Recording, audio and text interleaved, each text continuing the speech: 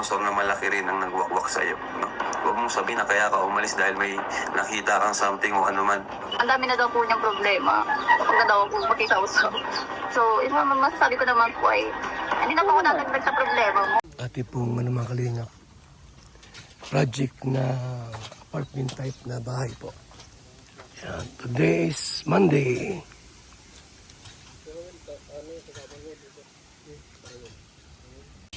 May 11 ngayon, 2026. Yung project po mga kaibigan, gumagawa sila ngayon sa ating project na ito, apartment type na bahay. Kalingap, ngayon pong araw na ito at itong talakayin itong dalawang Kalingap ex-angel. Yung isa ay nag-comment no, sa kanyang Facebook page o sa kanyang channel, community po, about Kalingap at grabing paninira. Yung isa po ay talagang pinagtanggol si Kalingap Rab at ang Kalingap. At syempre po yung ating pong i-play na video, yung kay Papa Cider. Ito po ang video mga kaibigan.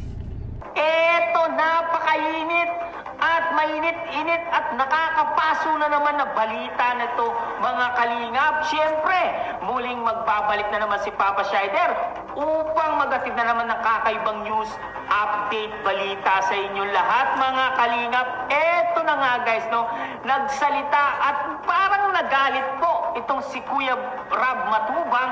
Init na balita ang nahagilap at nahagip ni Papa Cider, mga kaibigan. At ito nga yung nangyari po no, sa nangyaring rapid tulpo in action nakaraang Mayo 7 lang po mga kalingap, mga kaibigan. At mayroon na pong isang ex-angel ang nagbigay po ng saloobin. At ito nga po, umagas yung paninira sa Kalingap. At yung isa naman po ay may pagsuporta. Ito po ang video po. Tuloy po natin mga kaibigan. Doon sa dating beneficiary niya, no? Ang sabi niya dito na wag na daw mag-isawsaw sa usapan at wag na daw magparinig sa Kalingap dahil nawakwak naman siya dati kaya siya umalis sa Kalingap. Project, no? Apartment. O tay, matatulog ka dyan, matanda ka na. Matanda ka na. Matanda. Natulog. Ito mga kaibigan, no? Mga kalingap, no? Apartment type na pabahay po natin.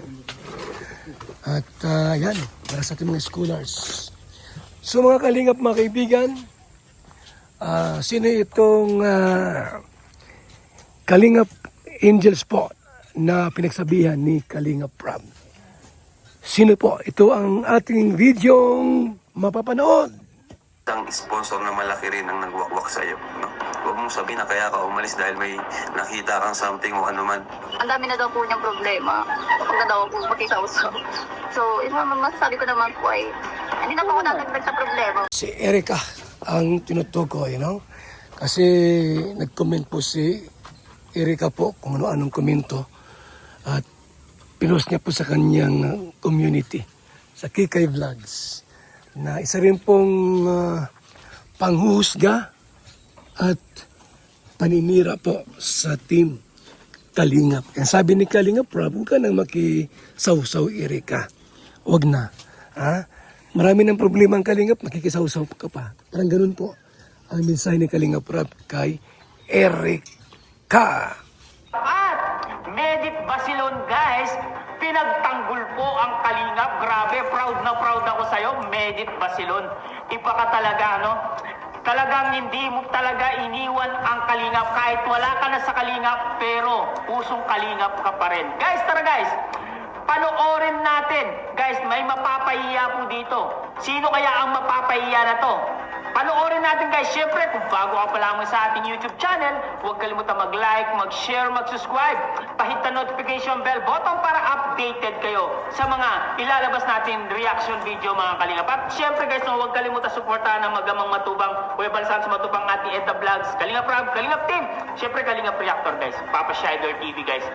Kalimutan po mga kaibigan, mga kalingap, huwag kalimutan Papa Sider TV sa kanyang YouTube channel.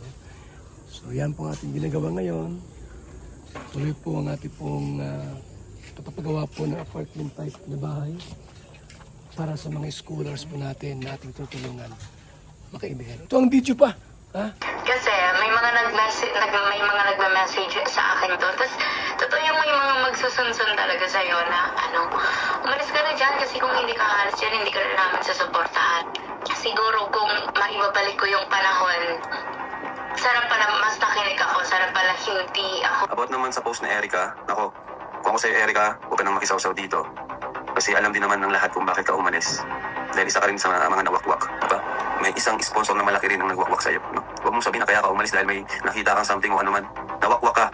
Yun lang yung ganun ang kadali. Ano? May malaking sponsor sa'yo na pinalis ka sa Kalingap kasi mayaman yung sponsor na yun. Huwag ka nang makisali dito. Yun lang masasabi ko.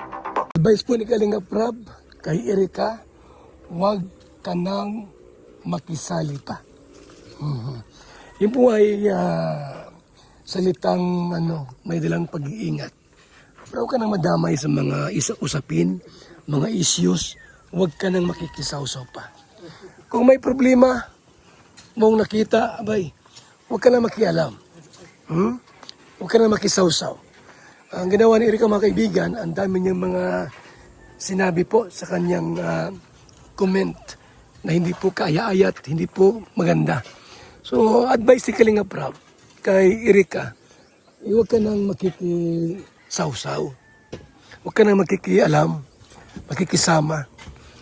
Kasi, kumbaga sa mga Kalingap, sa halip na hindi siya madadamay pa siya. Dahil yung mga comment niya po ay hindi kaaya-aya. Hindi maganda po. Kung ilahad ko rito,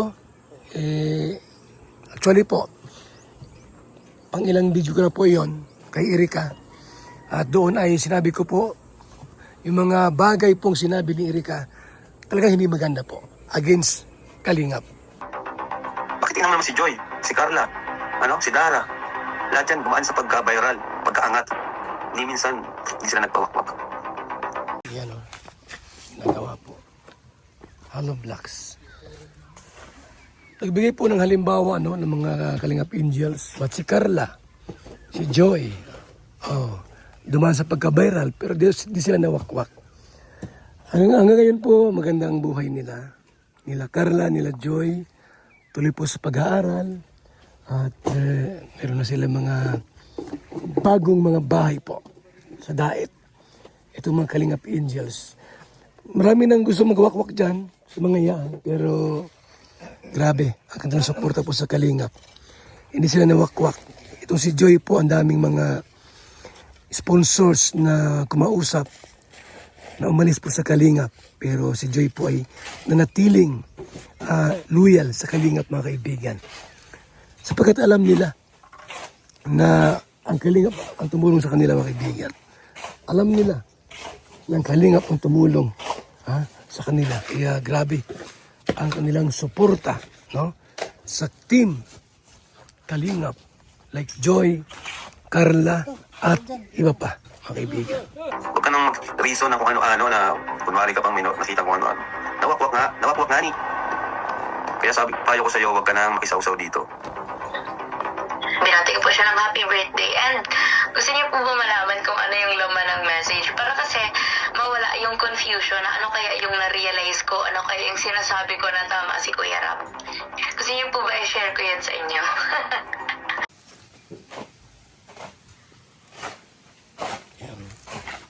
Project natin, apartment type po. Shoutout kay Inday TV, Nancy Chin, Virtus Woman. Salamat po. July Ponil. Tumulong po si July Ponil dito. At siya po ay nagbigay sa atin ng kasal ni Kai, nagpaabot sa akin ng pera. Walang 15. Ayan po, binili ko ng gamit, materialis mga kaibigan. At Susan Vergara, thank you so much sa suporta po sa ating apartment type na bahay. Buhay po kayo. Sa inyong walang hanggang tulong kay Dolores Dumondon sa ating pong apartment type na bahay, mga kaibigan.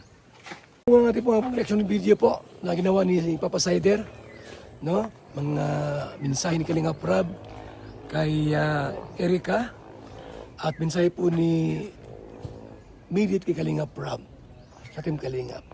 Thank you so much po sa ating lahat at ugaliing uminom po ng Origin, Vitamin C at DSM Kalingap Kape. Ang kaping may puso, ito po ay malaking tulong po sa ating pong pangaraw-araw na kalusugan sa buhay mga kaibigan. Alam po natin na yung ating mga kinakain po ay talaga may mga additives, chemicals at iba pa. So sa ating pong pag-inom ng Origin at vitamins, BSM, Kalingap Kape, ito po ay malaking tulong po sa ating kalusugan mga kaibigan. Maraming salamat, mabuhay, and God bless mga kaibigan. BSM Kalingap Kape, napakasarap, nagpapagaling sa mga taong may sakit. Mga Kalingap, may gusto lang po akong introduce sa inyo. BSM Kalingap Kape. Sobrang laking tulong po nito sa kalusugan and marami pang iba. So sana guys, supportahan nyo. Makakatulong yan sa health ninyo. And syempre, supportan natin si Kuya Bal Santos. Sobrang sarap, sobrang healthy. So saan ka pa? Tara guys!